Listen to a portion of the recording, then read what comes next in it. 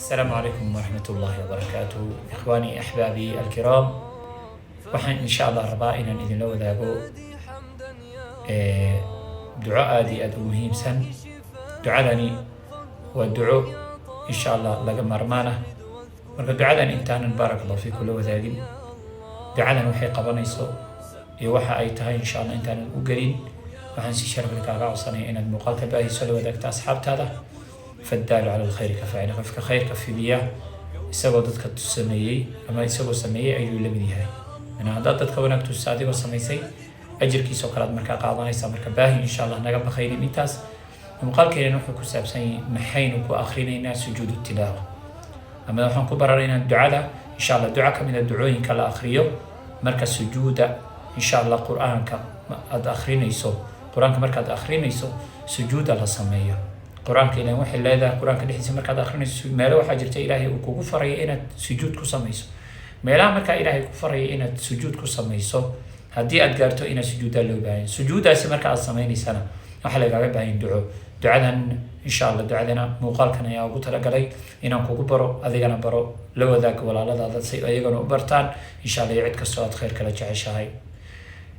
ducada waxa weeye insha Allah laba duco weeye. ducada koowaad waxa weeye barakallahu fiik, hal ducaan kula wadaagaya. sajada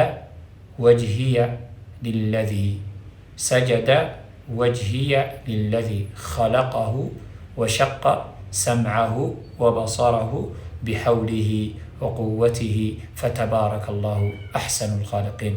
sajada wajhiya lilladhi khalaqahu wa shaqqa sam'ahu wa basarahu بحوله وقوته فتبارك الله أحسن الخالقين. دعاء هذا كون معناه وحوي وجهيغا سجودي الله أبورتي الله أسمي وجهاسي دغا إيو إندو حيلديسي إيا أوديسا إلهي أسمي دغاهاس marka wuxuu khayrkiisu batay qofka abuurkiisu marka hagaagsanaaday fiicnaa qofka abuurkiisa ka fiican abuurada kale.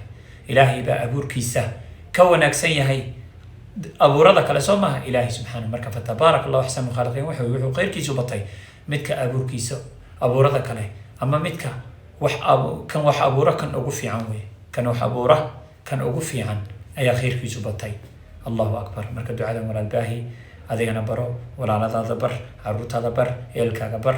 quraanka markaad akhrinayso meelo sujuud yaa ilaahay kugu faray haddaad soo martana sujuud ducadana akhriso. barakallahu fiik, jazakallahu khayr, wassalaamu calaykum waraxmatullaahi wabarakaatuh.